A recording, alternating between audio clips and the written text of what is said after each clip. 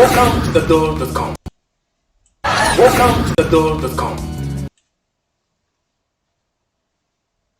Je, una biashara yako na umesumbuka sana kuitangaza? Usiumize kichwa. Huu ni wakati wako. Fungua www.dadog.com kisha jisajili uonekane katika ulimwengu wa biashara na kutangaza biashara zako tofauti tofauti Tanzania nzima na duniani kote. Mfano, biashara ya mavazi, viatu, mabegi, mahoteli na kumbi mbalimbali. Kumbuka ni dadog.com. Dadog, transforming lives.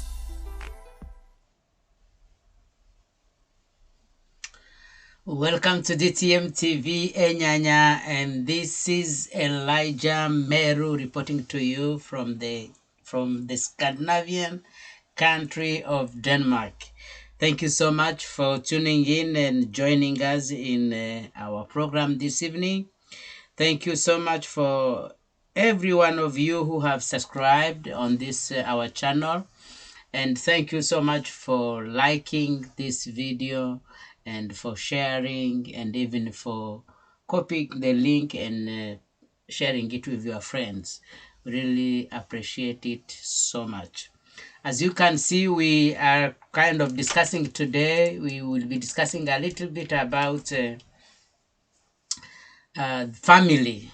We have started the program from since yesterday, and we are discussing a little bit about the family being the foundation of any given society, whether you're talking about church, about school, about country, and any society that you're talking about, even companies and stuff. You realize that a family is everything, is the center of everything, and every person you see anywhere in this world comes from a given family. And who they are as a person, their personality, their behavior, the way they talk to other people, the way they behave, the way they perceive the world has something to do with the family they come in. And so as I address this subject as an African person, I want a little bit to look at the history of marriages.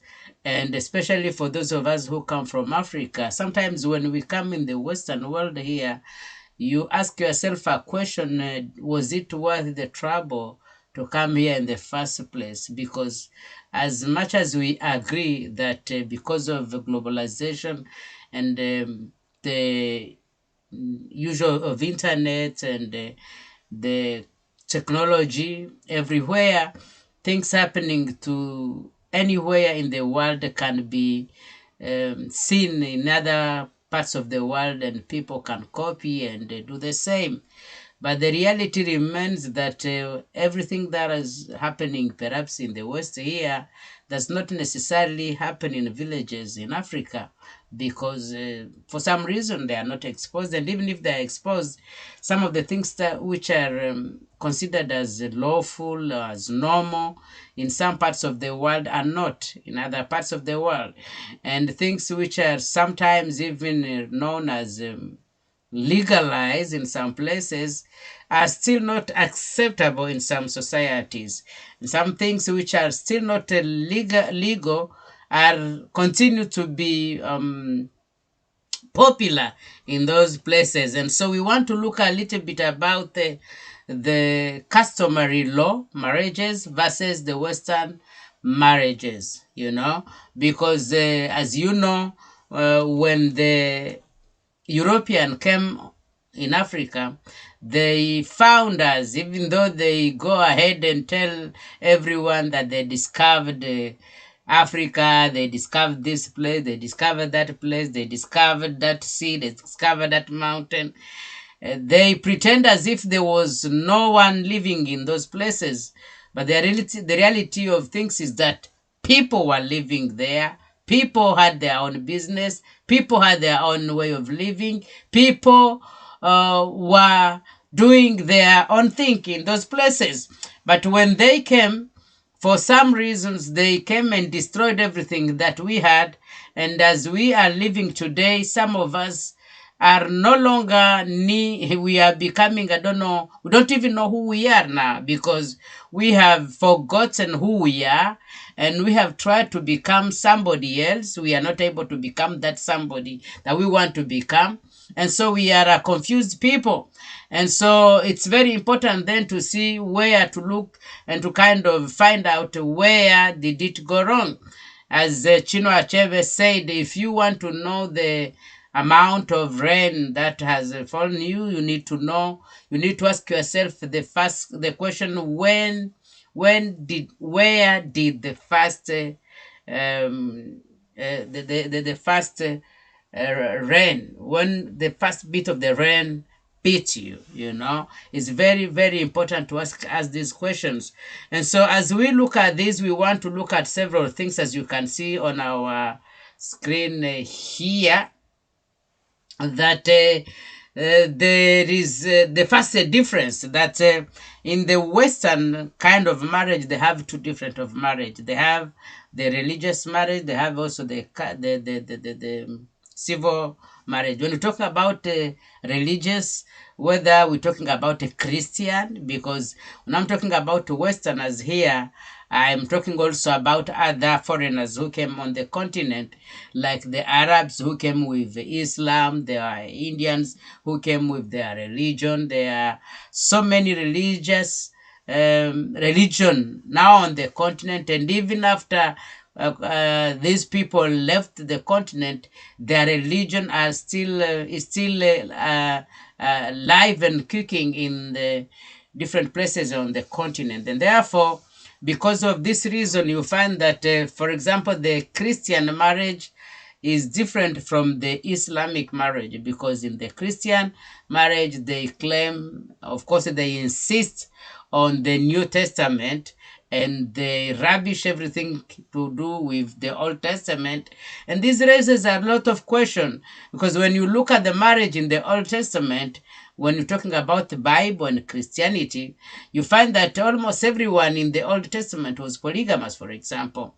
They had they have so many women, they have so many wives, And when you come into the New Testament, you realize that most of the people were monogamous, and they were advocating for monogamy for one woman, starting by the question that Jesus was asking in the Gospels, when he was asked the question of knowing how many, is it legal, is it lawful for somebody just to chase their wives for any reason?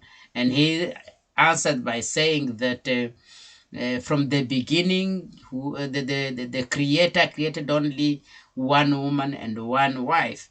And we ask ourselves the question, if even the text that we have in the New Testament, which is more Europeans as compared to the Old Testament, if it is authentic.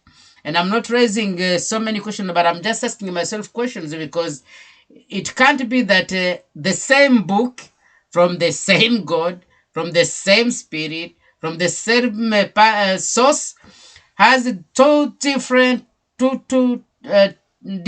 opposite, if you like, opinion on the same subject. As I'm talking here about marriage and family, you find that the Old Testament shows us a different and paints us a different picture, while the New Testament paints us a very total opposite picture, And because of this, we have so many questions that we ask ourselves, and which really are genuine, and which need some answers, So you realize that the Muslim kind of marriage, the Islamic marriage, is more close to the African traditional marriage, you would say, And you see, like in the African continent, for example, in most communities, a man was allowed to marry as many wives as possible as he wanted.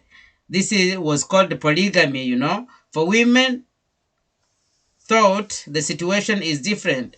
No community in most countries in Africa was allowed to marry more than one wives, because this is an argument that women are having today. They're saying if men are allowed to marry many women, then women should also be allowed to marry as many men as possible. But we'll look at this later and see why was it that men could marry more than one wives, and why is it that today it's looked at as a taboo, is seen as a taboo that somebody should not even attempt to do.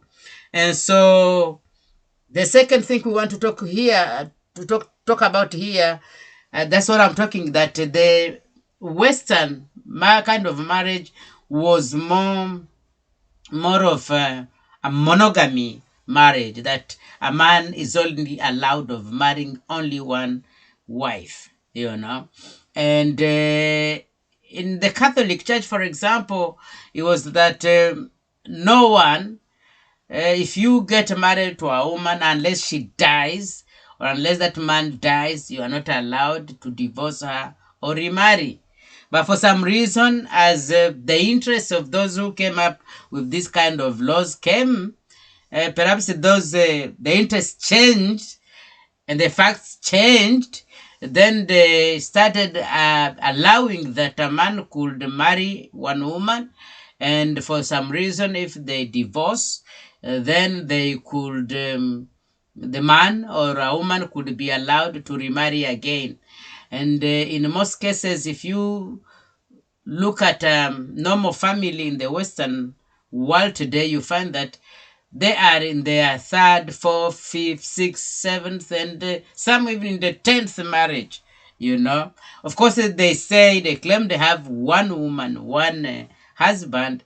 But if you look at the history, you'll find that this person has perhaps children with different women.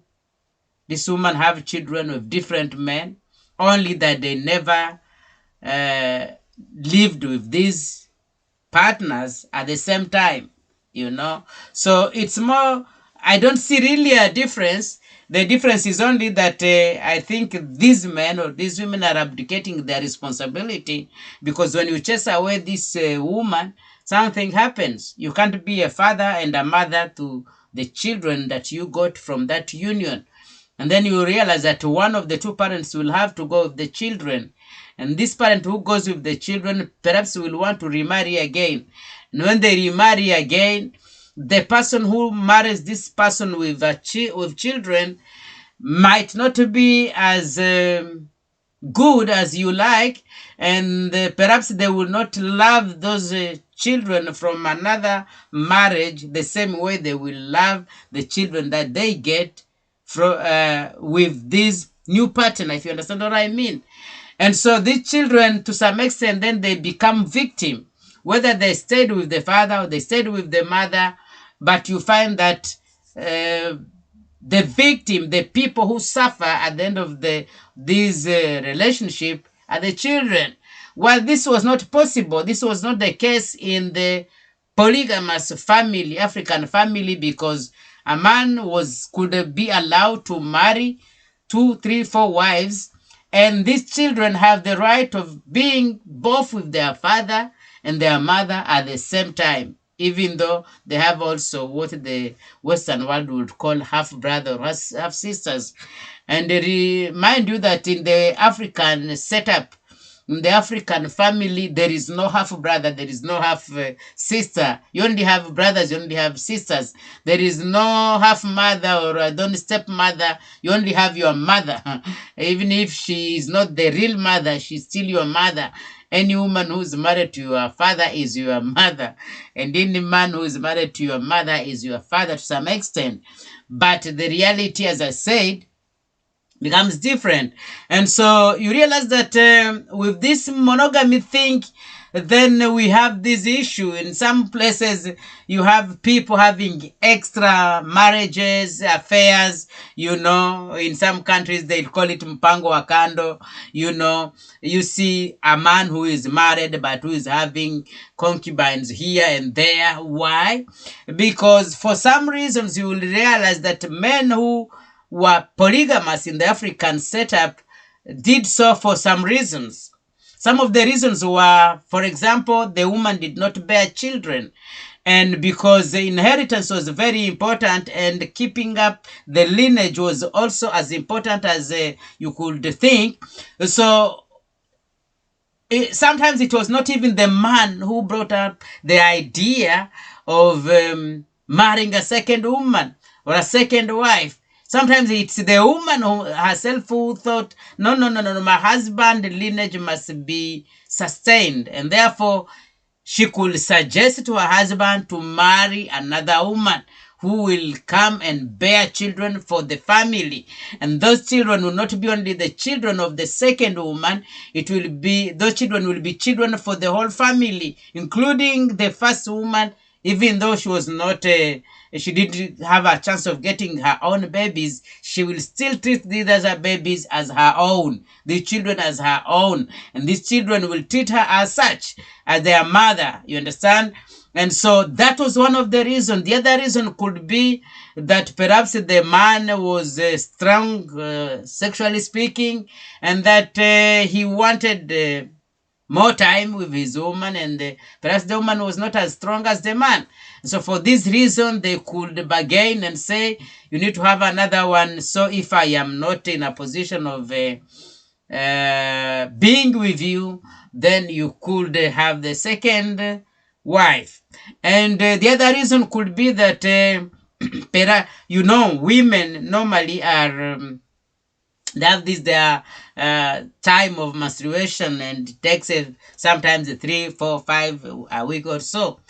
And so for some men, that's a very long time, Some people would argue and say, didn't they have self-control? Can they control themselves? What happens if they travel? And so on and so forth. That's another story for another day. But these men or the women could agree that this man needs another woman. So instead of having an extra affair marriage, and mind you, during those days, there was no much of these so-called sexual diseases, STDs, the sexually transmitted diseases. They were not there, because if a man married these 2, 3, or 4 women, he had to be faithful to them and not to go outside. And to some extent, I think these women also was faithful to this man. But for some reason, as I said, when the Westerners came, they showed all these Africans that all these were bullshit. And I remember as we were in the Bible school in Kenya, we had these preachers who came from places like Maasai land, where the Maasai are known to have more than one woman. And you see that the other reason could be that men, the more rich you are, the more women you should have, and the more children you should have. So having many women was also a sign of the declaration of wealth. If you read even the Bible, when you read about the wealth of somebody like King Solomon, who was the richest human being, we are told, on earth, when you read about his wealth, they're calculating and they're talking about the kind of animals he had, and they give you the number of women he had, because the more a man was rich, the more women he had, the more kids he had, because he had the possibility of taking care of them. And so you find that then during this time, when you have your money and you are wealthy enough, then you could be able to take care of all this family, and the family could be bigger, and so, and then that's how we were able to take care of ourselves. And as I was saying that during the time we were doing theology in Kenya, so we found that these Maasais had so many women. And then you are a preacher and you're going to this village and you find this man who has his 9 women, 7, 8, 3, 2, 1. And They choose to receive Jesus Christ and become part of the Christian family. What do?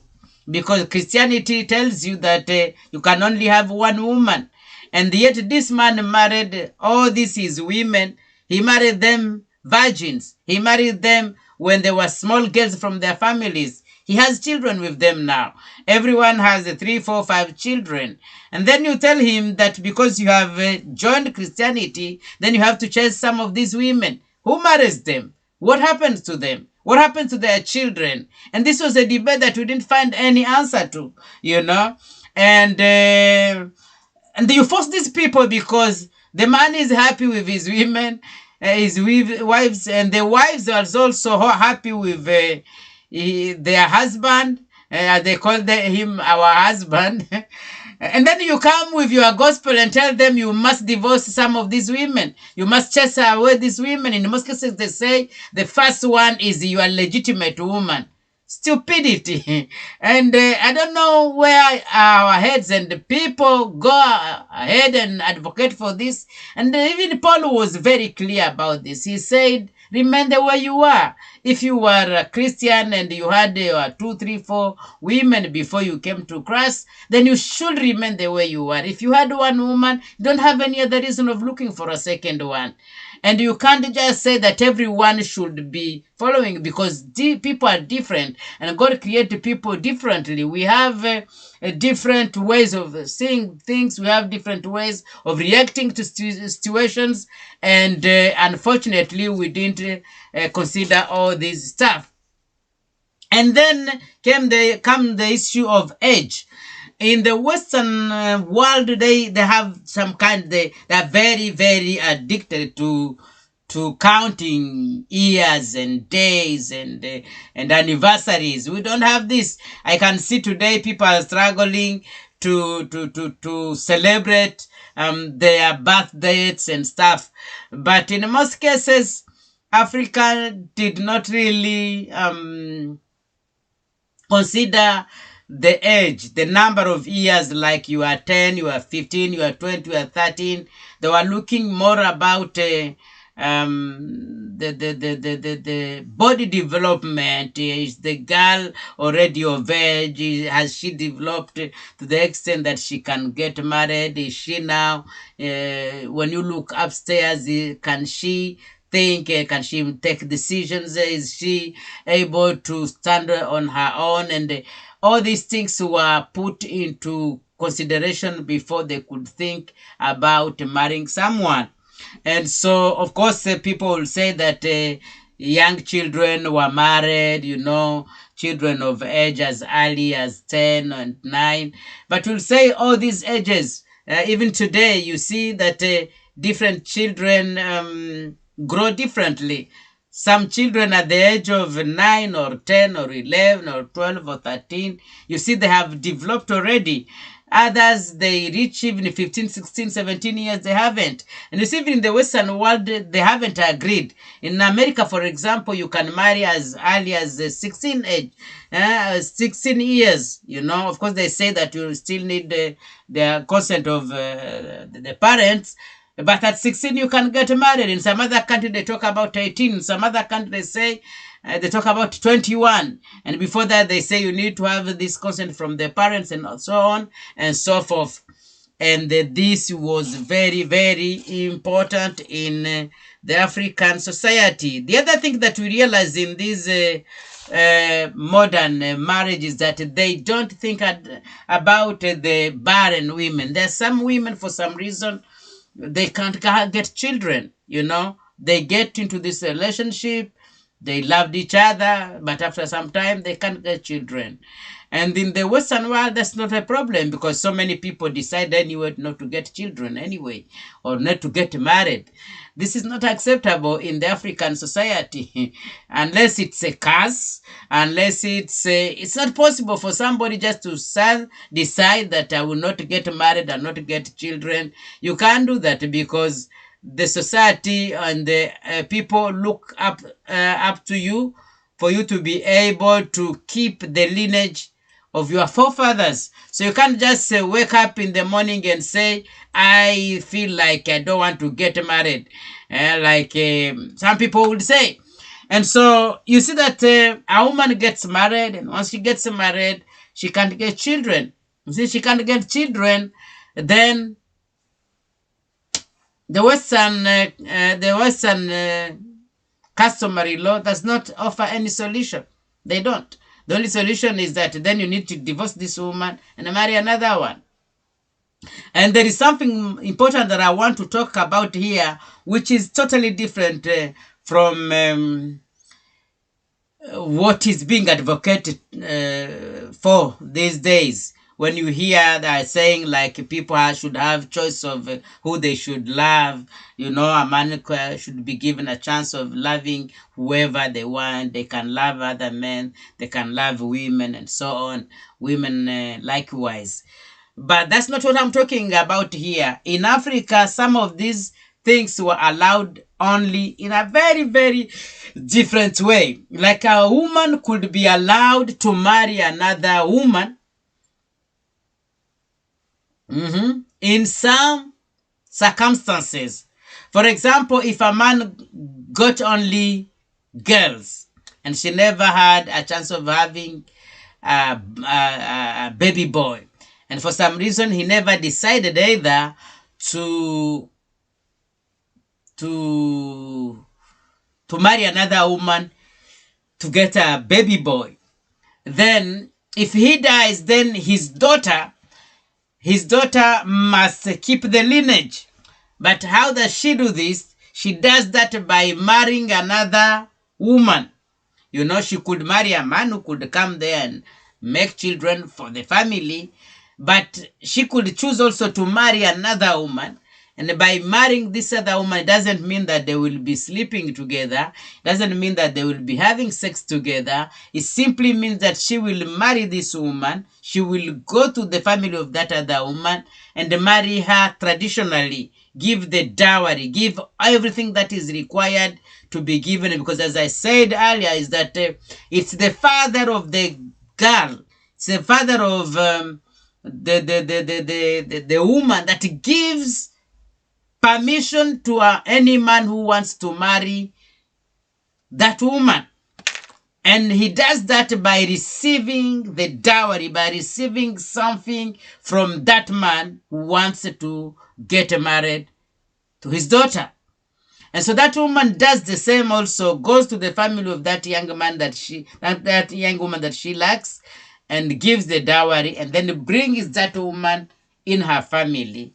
And then that woman will be given a possibility whenever she feels like she's in her ovulation period of going out with any man, getting pregnant, but the child that will be conceived during that time will not be of that man who had sex with that woman, but that child will be a child of that woman who married this other woman.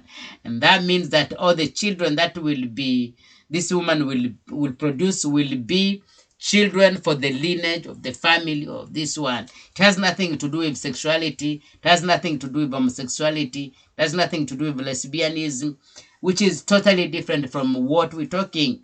And you see, this took care of the lineage, took care of the descendants of that family, which this other new lifestyle does not give a damn about. Because when you say that Mr. Elijah should marry Mr. Peter, the problem with that is that at a certain time they will, because when they said to marry, they mean all those other stupid stuff will be going on, you know. And so which means that at a certain point, then both Elijah and Peter will not be able to conceive, to have any child, because they can't. It's only a woman who can do that. And there is this debate, should they be allowed to adopt children or not? And that's a debate for another day. All these are issues that are important for some people to think about. And these are the things that are bringing so many confusion in our modern society today, because some of the things that we valued, some of the things that we took very dearly, we do no longer think about this. Now comes the issue of rights and duties as we conclude. That in the African setup, in the customary mode of marriage, it was that there were some clear picture of what was the rights of a woman and the duties, what she's supposed to do and what are her rights. And unlike, contrary to the picture that is being portrayed, the African woman was always revered. She was always taken highly, because she is the creator, she is the mother, she is the life giver, and she had the responsibility of staying home, of educating the children, of taking care of the house, taking care of the home, giving everything, food and all this stuff. And the man had the responsibility of going out, for those who could go in the forest and go and find animals, those who could go in the field to go and find food and bring food and take care of the family and protect the family. It was clear what these two people could do. But in the Western model of family today, you see that you are told that if a woman stays home, you are not able to take care of all the bills. So you must, the two of you, work, and you are all the same. You are equal. And I was reading a very interesting quote of somebody this morning, and I was very, very happy with it, when he says that the guy says that when a woman thinks that they are equal to men, they are stupid, they are foolish, And when I started reading it, I thought, this is a man who is against women. But I continued reading his thoughts. He says, the guy is called William Golding. He say, I think that women who think that they are equal to men are stupid, because they are not. Women are superior than men, because everything that you give to a woman, she multiplies it. She does it better. She does it even, she does it very, very well than men could do. He says that if you give sperms to a woman, she gives you a baby, If you give a house to a woman, she gives you a home. If you give her, you give her some food, some beverage, she gives you food.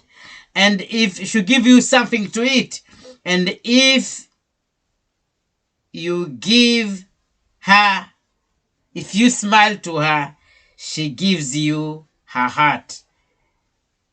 She multiplies everything that she is given. That's to say that we are different, that men and women are very different, that what a man can do, a woman can do it even better. And we can't say that we should kind of fight, because we have these our responsibilities, and we have found that this competition, this unnecessary competition, even in the professional world, where perhaps there is this woman who is a CEO and a man who is a CEO. And I've seen when I was in school, when we were trying to discuss, do you think that women are better CEOs or managers than men, and so many women would want to do things like men would want to compete, and it doesn't make any sense, because women are still women and they just do what they have to do the way they do it. Men are men and they don't have to do it as women. They should just do it as them, And that's it. And so all these are some of the things that I wanted us to discuss about today, and say that we need to know our right, we need to know our duties, and we need to go back to where we started before, and not copy everything as just stupid people, because by so doing, we bring in what we don't know, and at the end of the day, we have nobody to blame, and we find that family becomes weaker and weaker. And when the family becomes weak, then the society becomes weak. No wonder that we have countries which are the way they are. And I think that we need to go back and give the woman her rightful place, give the man his rightful place, and everyone, if they do what they have to do and stay where they have to stay, we will be in a better world.